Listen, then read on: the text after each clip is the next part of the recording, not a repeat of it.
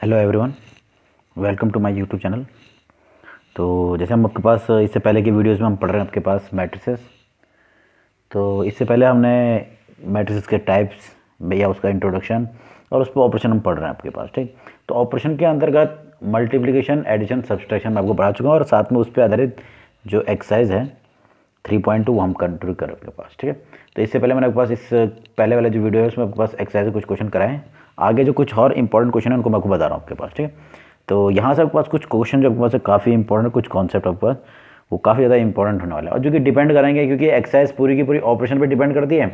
तो ऑपरेशन पे ही डिपेंड करेगा आपके पास ये जो क्वेश्चन है वो भी, पर कुछ जो आपने इससे पहले जो आपने पढ़ा हो मैथमेटिक्स में उस पर भी आधारित आपके पास होने वाला है। ठीक, तो ये आपके पास एक्सरसाइज 3.2 हम कंटिन्यू करें आपके पास। देखिए, तो मैं इसमें से पहले बता रहा हूँ आपके पास क्वेश्चन नंबर 15 आपके पास। ठीक, तो क्वेश्चन नंबर 15 में आपको बता रहा हूँ। देखिए 15 क्वेश्चन आपके पास क्या है, एक तृतीय कोटि का वर्ग आव्यूह दिया, यानी थर्ड ऑर्डर स्क्वायर मैट्रिक्स दिया हुआ आपके पास ए। तो इसके लिए आपको क्या कैलकुलेट करना है, ये वैल्यू, ये जो पास एडिशन, ये जो आपके पास है ए square minus 5a plus 6i, ये आपके पास ज्ञात करना है। ठीक है, तो इसे हमें ज्ञात करेंगे पास। तो इसमें करना क्या होगा, ये जो मैट्रिक्स है 5a 6i ए स्क्वायर, ये हम सब ज्ञात करने वाले हैं। अब इसमें ध्यान देना है कि आई स्क्वायर, आई क्या होगा, वेयर ए तो मिला हुआ तो उस हिसाब से है। ठीक है, आई जो होगा वो यहाँ पर कुछ और नहीं, वो तृतीय कोटि का तत्समक आव्यूह है जो हम कहते हैं 1 0 0 0 1 0 0 0 1। तो ये इस प्रकार से आई दिया हुआ है। आई आपके पास नोटेशन आपके पास किसका होता है, आपके पास तत्समक आव्यूह का। पर क्योंकि ए आपके पास तृतीय कोटि का है तो आई को भी क्या होना है, तृतीय कोटि का ये तत्समक आव्यूह होना है। तो यानी आई भी आपके पास मिला हुआ है। तो मुझे ये पूरी की पूरी वैल्यू निकालनी है। तो सबसे पहले हम जो इसमें जिस चीज़ की आवश्यकता हो वो पहले कैलकुलेट कर लेंगे। ठीक है, तो देखो आपका सॉल्यूशन किस प्रकार से होगा। तो हमारे पास जो ज्ञात है वो है मैट्रिक्स ए, जो कि थर्ड ऑर्डर स्क्वायर मैट्रिक्स है, 2 0 1 2 1 3 1 -1 और 0। तो ये मुझे ए प्राप्त आपके पास पहले से क्वेश्चन में आपके पास दिया हुआ है ए। तो इस ए की मदद से मुझे प्रूफ करना है, इसकी वैल्यू निकालनी है। जो आपके पास एक पॉलिनोमियल टाइप के पास दिया हुआ आपके पास, तो आपके पास इसकी वैल्यू कैलकुलेट करनी है आपके पास। ठीक है, तो सबसे पहले देखो इसमें जो कैलकुलेट करना है उसमें जिन जिन की आवश्यकता है, जैसे ए स्क्वायर की आवश्यकता है, 5a की आवश्यकता है, 6i की आवश्यकता है, वो हम पहले कैलकुलेट कर लेंगे। देखिए किस प्रकार से। सबसे पहले निकालेंगे पास ए स्क्वायर। अब ए स्क्वायर है, कहीं कहीं पर ए क्यूब भी होता है तो उसका निकालने का तरीका भी ये होगा। ठीक है, अब ए स्क्वायर, इसका मतलब ये नहीं कि आपने अवयवों के स्क्वायर कर देने, नहीं। ए स्क्वायर का मतलब होता है, देखो आपको मालूम है ए इंटू ए, यानी ए को स्वयं ए से मल्टीप्लाई करना है। यानी मैट्रिक्स ए को किससे मल्टीप्लाई करना है, स्वयं ए से।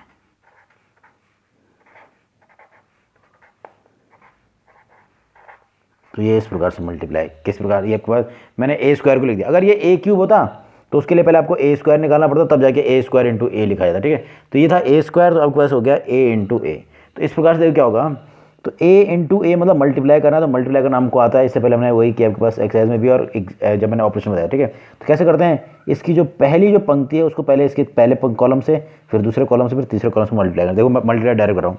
तो पहला कॉलम, पहली जो पंक्ति है जब पहले कॉलम से मल्टीप्लाई होगी तो जो करस्पॉन्डिंग जो एलिमेंट्स है वो मल्टीप्लाई, जैसे पहला पहले से, दूसरा दूसरे से, तीसरा तीसरे, तो 2 मल्टीप्लाई होगा 2 से, तो ये हो गया 4, बीच में प्लस, फिर 0 प्लस 2, 0 इंटू 2 ये हो गया 0, प्लस 1 इंटू 1 ये हो गया 1। तो मैंने क्या कर दिया, पहली पंक्ति को पहले कॉलम से मल्टीप्लाई कर दिया। अब इसी प्रकार इसी पंक्ति को दूसरे कॉलम से गुणा करते हो, देखो 2 इंटू 0 प्लस 0 इंटू 1 मतलब 0 और प्लस 1 इंटू -1 हो गया -1। ये कुछ इस प्रकार से मिल रहा है। ठीक, फिर मैंने जैसे पहली पंक्ति को पहले कॉलम से, फिर आपके पास वैसे ही पहली पंक्ति को दूसरे कॉलम से, पहली पंक्ति को करना है तीसरे कॉलम से, तो क्या मिलेगा, 2 इंटू 1 मतलब 2, बीच में प्लस, 0 इंटू 3 मतलब 0 और 1 इंटू 0 मतलब 0। तो ये आपके पास क्या मिल गया, पहली पंक्ति आपके पास मल्टीप्लाई होगी तीनों कॉलमों से। तो जैसे मैंने अभी पहली पंक्ति को तीनों कॉलम से मल्टीप्लाई किया, वैसे ही करना है दूसरी पंक्ति को भी आपके पास सभी कॉलम से मल्टीप्लाई। तो देखो जब ये दूसरी पंक्ति पहले कॉलम से मल्टीप्लाई, तो 2 इंटू 2 ये हो गया 4, प्लस 1 इंटू 2 ये हो गया 2, प्लस 3 इंटू 1 हो गया 3। तो ये कुछ इस प्रकार से ऐसे आपके पास आगे भी करेंगे तो बस देखिए क्या प्राप्त होता है। इसी प्रकार आप इन सभी को, इस पंक्ति को इसके, जैसे मैंने दूसरी पंक्ति को पहले कॉलम से गुणा किया, वैसे आप दूसरे से भी और तीसरे से भी गुणा करेंगे, वैसे आपको तीसरे से भी करना है। कुल मिला के ए स्क्वायर निकालना है, तो देखो क्या प्राप्त होता है आपके पास। देखिए तो जब हम इस ए के पंक्तियों को इस ए के कॉलम से मल्टीप्लाई करते हैं तो मुझे कुछ इस प्रकार से प्राप्त हो रहा है। तो मुझे ए स्क्वायर एक मैट्रिक्स के रूप में देखिए क्या प्राप्त होता है। देखिए 4 + 1 हो गया 5, 0 0 ये हो गया -1 और ये हो गया +2। इसी प्रकार यहाँ पर देखेंगे तो 4 आपके पास ये 5 4 9 आपके पास ये 9 हो गया। इस प्रकार से यहाँ पर हो गया -2। इसी प्रकार यहाँ पर हो गया आपके पास +5, ये आपके पास हो गया +5, ठीक। और ये हो गया 0, ये हो गया -1 और ये हो गया -2। तो मुझे ए स्क्वायर मिल गया। इसी प्रकार ए स्क्वायर निकाल दिया, उसके साथ मुझे क्या चाहिए -5a। तो देखो या 5a ऑल्सो हम निकालेंगे 5a, उसमें 5a की आवश्यकता भी है, यानी 5a आपको मालूम है 5 को इससे गुणा करना है a से। तो a था आपके पास 2 2 1 0 1 -1 1 3 0। ये सिंपल मल्टीप्लाई करने पर आपके पास मल्टीप्लाई कैसे होता है आपको मालूम है, पढ़ते कब से गुणा हो जाएगा। तो ये हो जाएगा 5 2 10 10 5 0 5 -5 5 15 और 0। तो ये मुझे प्राप्त हो गया, ए स्क्वायर भी मिल गया, 5a भी मिल गया और 6i यहाँ पर आपके पास आप इजीली 6 से गुणा करके निकाल सकते हो, ठीक है। तो जो हमको कैलकुलेट करना है देखो आप उसको देखते हैं क्या मिलेगा आपके पास, ठीक। तो मुझे इस प्रकार से सबको 6i, तो i मिला था तो 6 से गुणा करें तो ये मिल जाएगा। अभी तक वो तत्समक आव्यूह था, अब वो क्या आपके पास हो गया एक अचर आव्यूह बन गया, ठीक है। तो इस प्रकार से तो जो मुझे कैलकुलेट करना वो ये है, मैंने इसमें आने वाले तीनों क्वांटिटी को निकाल लिया। सबसे पहले देखो ए स्क्वायर की वैल्यू, तो ए स्क्वायर जब मैंने कैलकुलेट किया था तो आपके पास ए स्क्वायर मिला था आपके पास देखो 590। फिर आपके पास था -1 -2 -1 2 5 और -2। ये इस प्रकार से ए स्क्वायर हमारे पास प्राप्त हुआ था आपके पास, ठीक है। तो ए स्क्वायर हमने निकाला था। अब क्या करना, ए स्क्वायर -5a, तो 5a भी हम निकाल चुके हैं। तो 5a था आपके पास सिंपली, ये आपके पास आपने कैलकुलेट किया था तो आपके पास आया था 10 0 5, फिर था 10 5 और 15, फिर था आपके पास 5 -5 और 0। तो ये आपके पास 6a, ये आपके पास 5a भी हो गया और प्लस करना है इसमें 6i, मतलब 6 0 0 0 6 0 0 0 6। तो ये मैंने तीनों वैल्यूज इस जो हमको कैलकुलेट करना है उसमें आपके पास रख दी है आपके पास, ठीक है। तो आप इजीली आपके पास, क्योंकि ये 3 आव्यूह हैं तो आव्यूह का मल्टीप्लिकेशन सब्सट्रैक्शन तो हमको आता ही है। तो देखो कि आपके पास जब इसको सिंप्लीफाई करें तो क्या मिलता है आपके पास। देखो पहले इन दोनों को सॉल्व करते हैं, ये हो जाएगा 5 -10, तो माइनस कैसे करते हैं मामला में 5 -10 करेंगे तो कितना हो जाएगा -5, फिर -1 -0 ये हो जाएगा आपके पास कितना।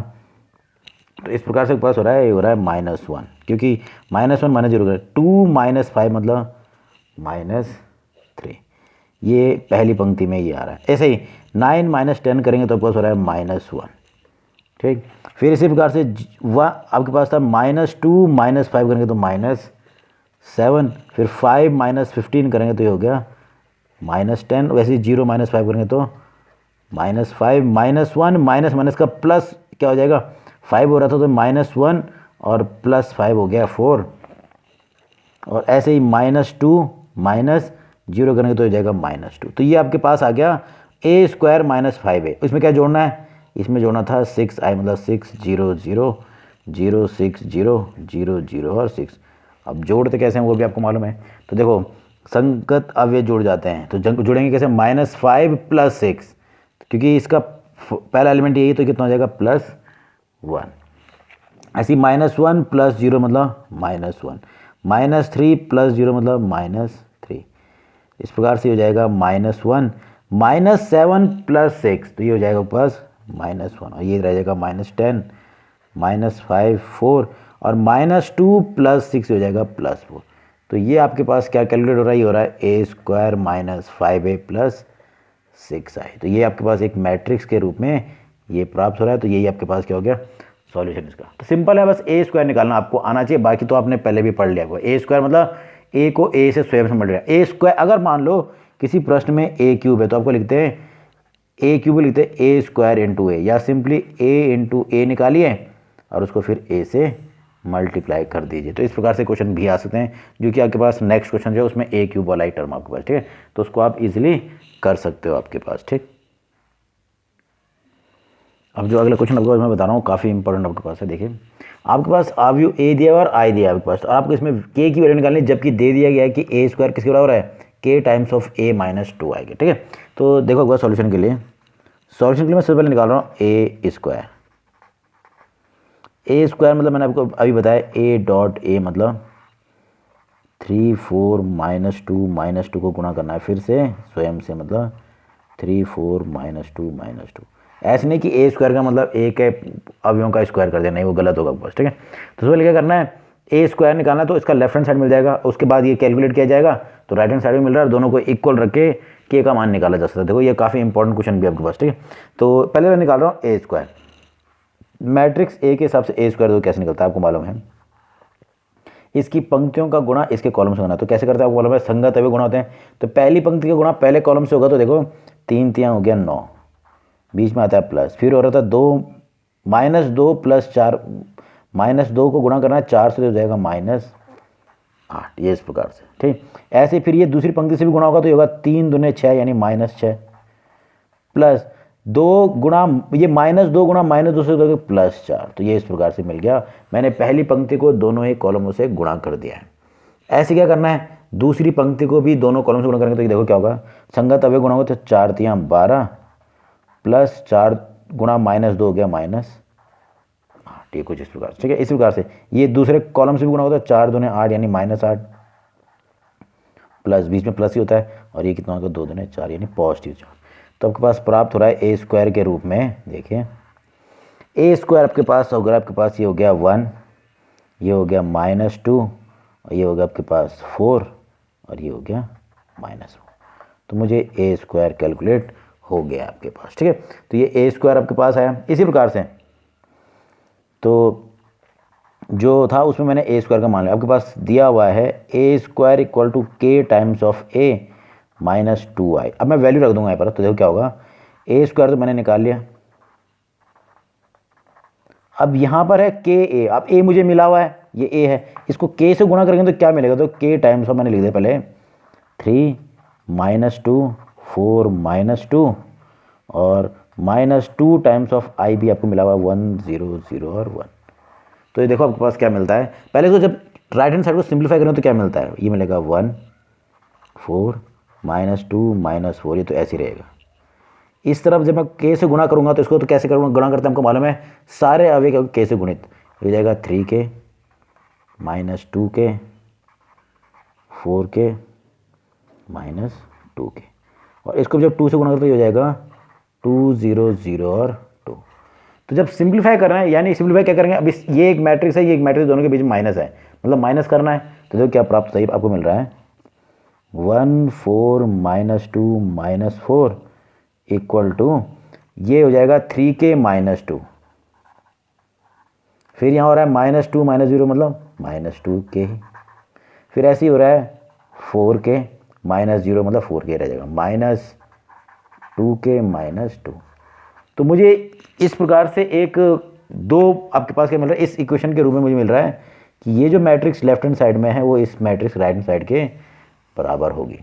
अब आपको मालूम है दो मैट्रिक्स समान कब होती हैं, जब आपके पास उनके संगत अवयव समान होते हैं। तो आप किसी भी अवयव को समान ले लो, चाहे आप इसके साथ इसको ले लो, तो देखो क्या मिलता है, इसके साथ में मिल रहा था 3k -2 इक्वल टू 1 यानी 3k इक्वल टू 3, तो k इक्वल टू 1, यहाँ से भी k इक्वल टू 1 मिल रहा है।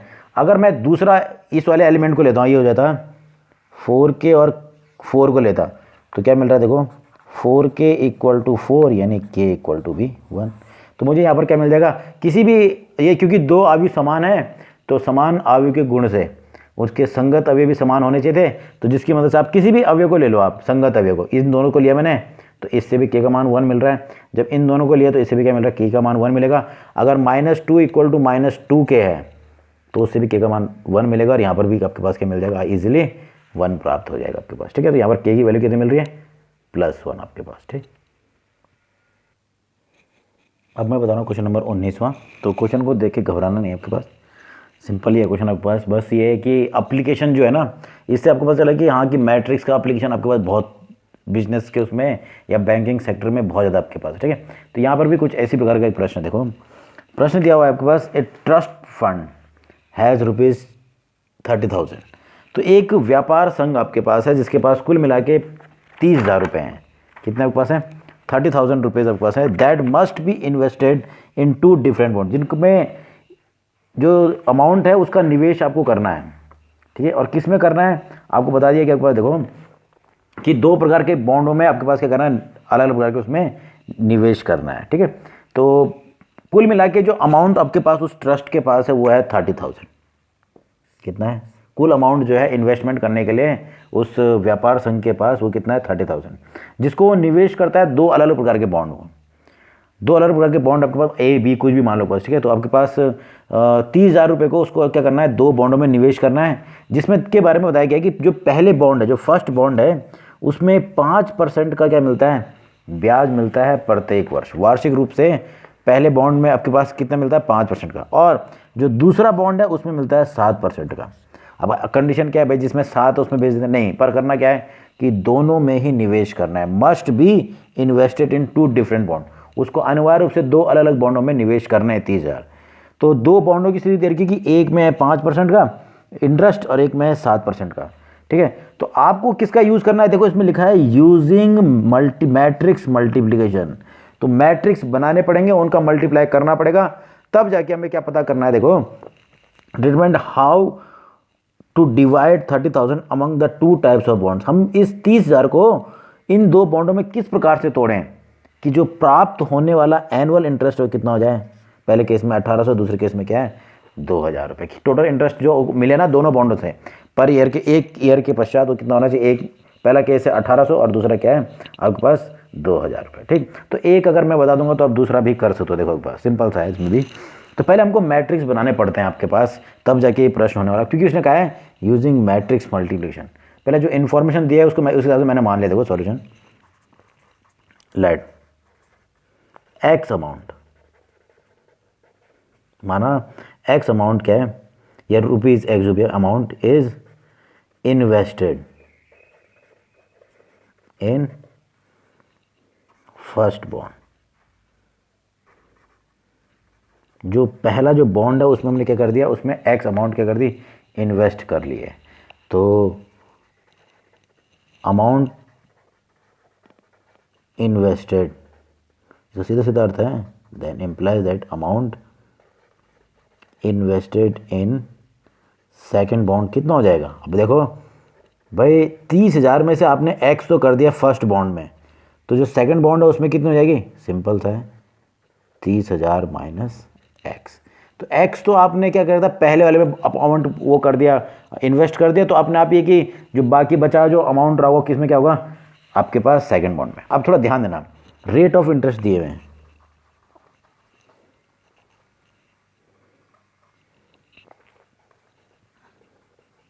फर्स्ट बॉन्ड के लिए है इक्वल टू 5% और rate of interest of second bond भी दिया है 7%। अब ये आपके पास हो गए रेट ऑफ इंटरेस्ट पर। अब ये कहा गया कि 1 वर्ष के बाद आपके पास एक आफ्टर 1 ईयर आपके पास क्या है 18,000 के लिए मैं पहले निकाल, ठीक है। पर मुझे क्या बनाना, मैट्रिक्स लिखनी पड़ेगी, अब मैट्रिक्स बनानी पड़ेगी। क्यों, क्योंकि उसने कहा कि मैट्रिक्स मल्टीप्लिकेशन का यूज़ करना है, ठीक है। तो मैट्रिक्स तो आपके पास ये आपको किस हिसाब से बनाए थे, उसके लिए देखो बेसिक कॉन्सेप्ट जो था आपको मालूम है भाई, जब भी आपको इंटरेस्ट की बात करते हैं 1 ईयर के लिए तो फॉर्मूला आता है PRT/100। ये सिंपल इंटरेस्ट का फॉर्मूला है। अब क्योंकि इसमें मालूम है टाइम 1 है तो आपके पास ये यानी आपके पास कुछ और नहीं, आपके पास इंटरेस्ट इक्वल टू हो जाएगा एक तो प्रिंसिपल अमाउंट, और क्योंकि ईयर जो है 1 ईयर का है, क्योंकि आपके पास क्या दे रखा है T बराबर क्या 1 साल के बाद निकालना तो केवल बच गया आर, यानी इनटू आर का जो आपके पास होगा आर अपॉन 100, या लिखो R% जो है। तो ये दो प्रकार की मैट्रिक्स बनेगी, एक तो बनेगा प्रिंसिपल अमाउंट के लिए और एक बनेगा आपके पास क्या रेट ऑफ इंटरेस्ट के लिए। अब इसका जो कॉन्सेप्ट है ये आया कहाँ से, आपने ये 7th 8th में पढ़ा आपके पास सिंपल इंटरेस्ट, उसकी मदद से मैंने निकाला आपके पास इंटरेस्ट आपके पास, ठीक है। अब इंटरेस्ट जो आपके पास है वो उसका, क्योंकि टाइम 1 ईयर का है तो पी आर अपॉन 100 था, आर अपॉन 100 मतलब R%। तो दो प्रकार की मैट्रिक्स बनेगी, एक बनेगी प्रिंसिपल मैट्रिक्स और मैट्रिक्स इस प्रकार से बनानी है कि दोनों का मल्टीप्लिकेशन पॉसिबल हो। तो देखिए मैं आपके पास मैट्रिक्स बना के दे रहा हूँ आपके पास। तो उससे पहले बताएंगे आपके पास जो मूलधन आपने दिया है उससे संबंधित मैट्रिक्स, पर मैट्रिक्स ऐसी बननी चाहिए दोनों का मल्टीप्लाई हो, ठीक है। तो इसलिए मैंने आपको इसको बनाया पंक्ति आव्यूह। क्या बनाया, पंक्ति आव्यूह यानी रो मैट्रिक्स। ये बनाया, एक तो हो गया x और दूसरा अवयव हो गया 30,000 माइनस x। तो ये हो गया आपके पास, मैंने कहा अब क्योंकि दो ही अवयव हैं उसमें, प्रिंसिपल दो ही प्रकार के हैं, एक ए में ये फर्स्ट टाइप में लगा बॉन्ड में, सेकंड टाइप में। तो ये है 1 x 2 का। तो अनिवार्य रूप से अगर मल्टीप्लाई करना है तो उसके लिए यहाँ पर जो नंबर ऑफ कॉलम थे उसमें नंबर ऑफ रो होने चाहिए। तो जो इंटरेस्ट का जो आपके पास रेट ऑफ इंटरेस्ट की जो मैट्रिक्स बनेगी,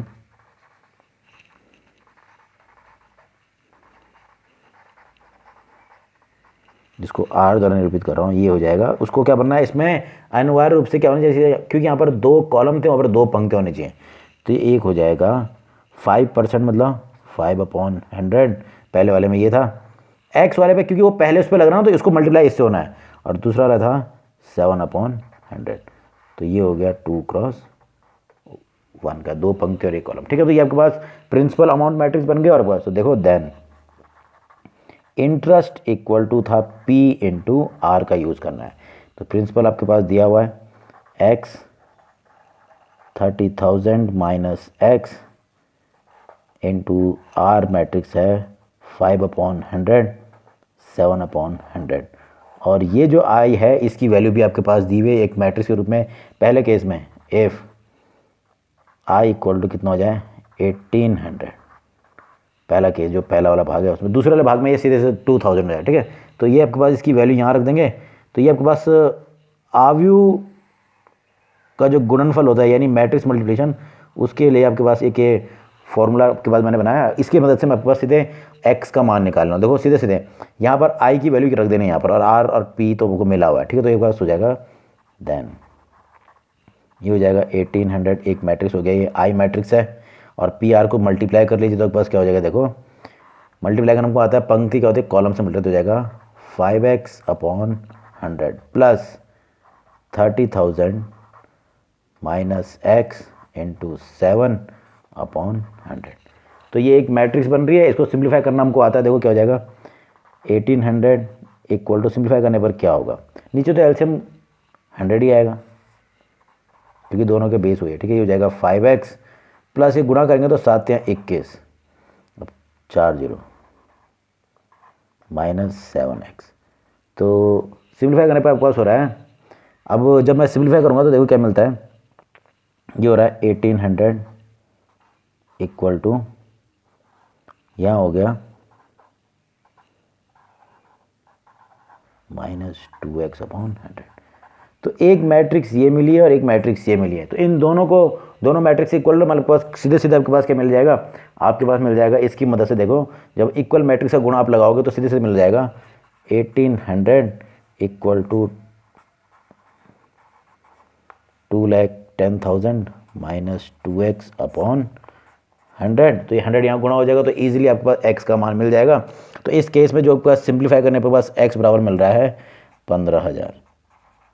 तो x अगर 15,000 है तब यानी a में आपने लगा दिया, जो फर्स्ट वाला जो था उसमें मिलेगा 15,000, तो सेकंड वाले में भी 30,000 माइनस 15,000 मतलब उसमें भी क्या लिखेंगे 15,000। इस केस में दोनों एक बॉन्डों में क्या लग रहा है, अमाउंट सेम लग रहा है 15,000, और दूसरे में भी 15,000। पर दूसरे केस में क्या होगा, यहाँ पर 18 की जगह के अंदर लिखना है 2,000 लिख देना, तो थोड़ा सा परिवर्तन हो जाएगा, तो वो आप कैलकुलेट कर सकते हो। तो ये आपके पास था इस एक्सरसाइज का कुछ इंपॉर्टेंट क्वेश्चन मैंने आपको बताया आपके पास, ठीक है। बाकी आपका जो क्वेश्चन है वो सिंपल है आपके पास, उनको आप कर सकते हो, और जो क्वेश्चन ना है उसको आप कमेंट बॉक्स में उसका क्वेश्चन नंबर लिख लें आपके पास, या आप उसका स्क्रीनशॉट डाल भी सकते हैं। तो मैं आपको अगर नहीं आए तो मैं उसको अलग से एक वीडियो बना के आपके पास उसको यूट्यूब में अपलोड कर दूंगा आपके पास, ठीक। तो ये था आपके पास एक्सरसाइज 3.2, ठीक। अब नेक्स्ट वीडियो में आपके पास मैं आपको बताऊंगा अगला कॉन्सेप्ट जो है वो आपके पास है परिवर्त अवयव, ठीक है। तो किसी अवयव का परिवर्त निकालना आपके पास, यानी ट्रांसपोज मैट्रिक्स हम निकालेंगे और काफ़ी इंपॉर्टेंट आपके पास है। तो ये था आपके पास एक्सरसाइज 3.2 आपके पास, जिसको आपको इजीली आप है ना उसमें जो सब डिपेंड किस पे करा, एडिशन सब्सट्रैक्शन मल्टीप्लिकेशन में आपके पास, ठीक है। और इस प्रश्न से आपको पता चल रहा है आपके पास जो 19वां क्वेश्चन आपके पास है, ऐसे 20वां भी है उसको भी कर सकते हो आप। तो इसकी मदद से आपको पता चल रहा है आपके पास कि इसका जो एप्लीकेशन है केवल मैथमेटिक्स में नहीं, आगे आपके पास बैंकिंग में है, आपके पास मैं उसमें MBA में आपके पास इसका यूज़ होता है। तो कई जगह आपके पास इसका यूज़ होने वाला है आपके पास, ठीक। तो बहुत इंपॉर्टेंट कॉन्सेप्ट आपके पास है अवयव, और इसी पर आधारित अगला चैप्टर जो होगा वो होगा सारणिक, यानी आपके पास डिटर्मिनेंट। तो अभी ये दोनों के दोनों कॉन्सेप्ट नए आए हैं जिसको आप इजीली समझ भी सकते हो। आपको इसमें ज़्यादा कुछ अलग सब पुराना नॉलेज तो यहाँ पर जैसे प्रिंसिपल अमाउंट इनका यूज़ तो हम पहले भी कर चुके हैं, तो उसका यूज़ मैंने यहाँ पर आपके पास किया है, ठीक है। तो इसको आप दोबारा आपके पास पढ़ते रहेंगे तो आपके पास मेन है मल्टीप्लिकेशन, वो आपको आ गया तो सब कुछ सरल आपके पास, ठीक।